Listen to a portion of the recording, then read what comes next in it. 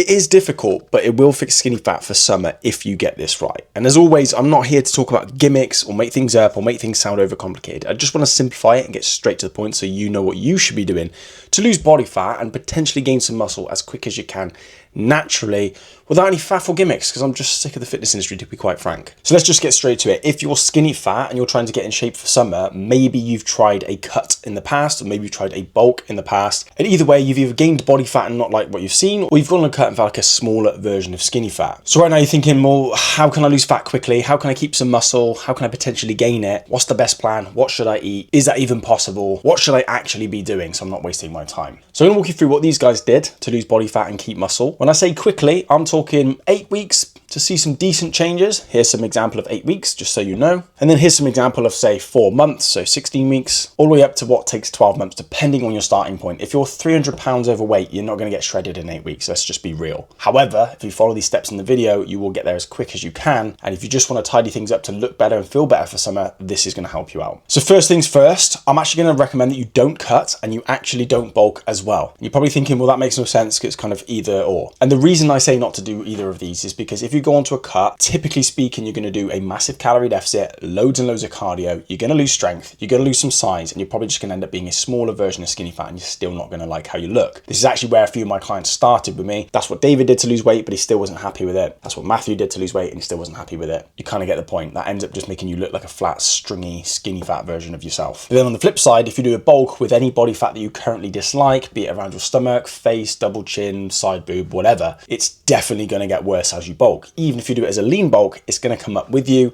which means you're going to look worse going into summer. You're not going to want to take your shirt off. And now you've put yourself in a position where you need to do a fat loss phase for a lot longer because you would have gained body fat to do so. So instead of doing a cut and a bulk, we're going to aim to do a recomposition. A lot of people in the comments will be like, oh mate, that's still a cut. And it has similar principles to a cut, but it's done ever so slightly different. This is a recomp that I did in 12 weeks. This is what Matt did in 4 months. And this is Reese's recomposition in 12 months. And the reason I point this out is this has no bulk included. All that muscle gain he got in this transformation was entirely from doing a recomposition. So if you get this right, you can still gain muscle whilst losing fat, which just gets you to your end goal a lot faster. So how do we actually do the recomposition? Now, I'm going to break down the training and the nutrition side of things, but before I even go into any of that, you must know your numbers. I cannot stress this enough. If you're skinny fat, if you want results, if you want it to be guaranteed, if you don't want to waste time, you have to know your numbers. I'm sick of saying it, you're sick of hearing it, but here we are. There's a free nutritional blueprint in every video because you need that. If I got given that, I would have hit my goals 6 years sooner. Because if you're skinny fat and you want to lose body fat and gain muscle, and your food's a little bit too high or it's a little bit too low, you're not going to get there. It has to be definitive, it has to be accurate. You need to know those numbers.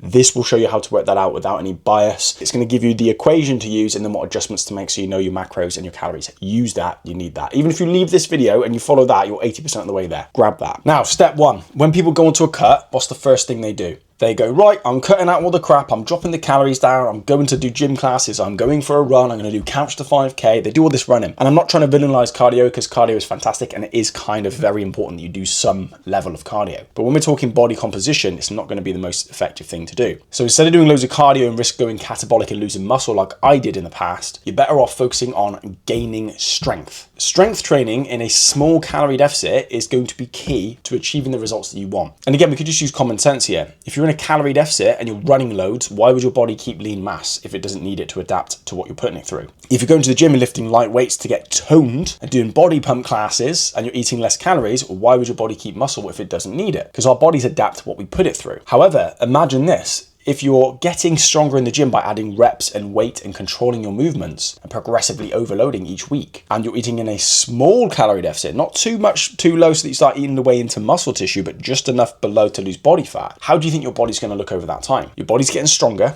you're hitting your protein target, so you're repairing effectively, and the deficit's not too big that you're running on empty and crashing your hormones and feeling like crap, and your metabolic rate is still in a healthy range. You're going to get leaner whilst keeping and potentially gaining muscle depending on your genetics and starting point, and you're going to end up a bigger, stronger, leaner version of yourself. Now, this is particularly going to be effective if you're new, like my client Reese was. He was very new to the gym. He did have a personal trainer. He did do all the cardio, but obviously he hadn't actually tapped into his newbie gains. That's why he got such a good transformation purely in a deficit. Whereas other clients like my client Avi, He'd been training for 8 years, he hit a bit of a plateau, so we needed to recomp, start with a lean foundation, reverse diet, gain a bit of muscle, and obviously he was able to then gain some more muscle naturally. So if you've been training for a while, a recomp's not necessarily going to gain a bunch of muscle, but it will certainly help you keep it and avoid losing it, like I've done several times in the past. So we need to know what calories we're aiming for to achieve a small deficit, not a large one, because a big deficit means muscle loss and low energy, and it will perpetuate the likelihood of you falling off and eating loads of crap. We need to make sure we're eating enough protein, which is relative to you and your lifestyle, so you can use the nutritional blueprint to get that done. If you're not sure, you can leave a comment or message me on Instagram at Elite Transformation Project, just in case you're not sure. And then we need to be pairing that with getting stronger in the gym. Now you're probably thinking, well, what workout routine should I be doing? How many sets and reps? To be honest with you, I used to try and give out loads of workout plans, and I found out everyone's different and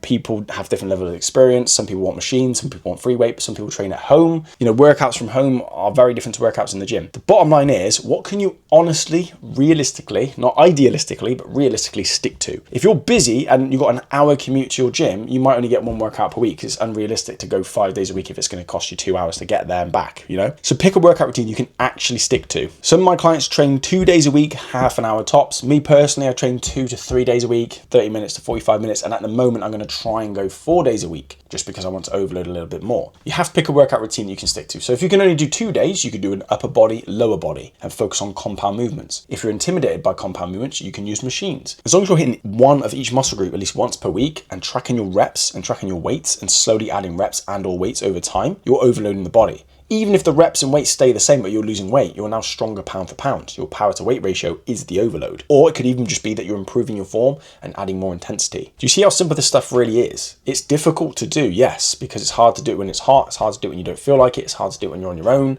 It's hard to make time, effort, and energy outside of work hours. But in reality, it's really, really simple. Get stronger, eat a small calorie deficit, get enough protein and rest, and adapt from there. Now, of course, you might hit plateaus along the way. Life gets in the way, and that's why I always recommend my clients we plan ahead each week. As the famous phrase says, if you fail to plan, you're planning to fail. And that is so true. If you've got something coming up on the weekend and you haven't made room for it calorie-wise, or you haven't added in an extra step target or cardio to shave off those calories, or you haven't prepped your food so it's going to be easier to stay on track, you're going to go over, wipe out the week, and waste another week. And there's always going to be something going on. So I recommend that you track your calories, you track your workouts. It doesn't have to be fancy. It can be in a notepad or on an app or whatever you want. And make sure you're hitting the calories and protein that you need, and making sure that your workouts are slowly advancing. And if you plateau on anything, you can make the adjustments needed to move forward, which saves time and speeds up progress. But like I said, it is difficult to stick to. All my clients had my help and my accountability to go through it with them week on week, and we gave them daily accountability through WhatsApp, checking their form, checking their food, making sure things are accurate so they don't waste time. So if you're really keen to get on with your transformation and you want to guarantee it, or you just want to skip all the BS, you can work with me one-to-one, and there is a free link down below to book a call with me to see if I can actually help you out. And if you're a little bit intimidated by booking a call, because I understand that, and I have been in the past when I've worked with other people, you can message me on Instagram at Elite Transformation Project. If you don't have Instagram, just drop me a comment and we can have a chat. And if you want to know a little bit more about what specific foods you could be eating to fix skinny fat and what I personally did to get my transformation, you can watch this video over here, because I'll just show you what I eat in that video. Really exciting stuff as it is. Like the video, comment Apple for algorithm, and I probably should finish this protein shake before it goes off in the sun. Have a great old day.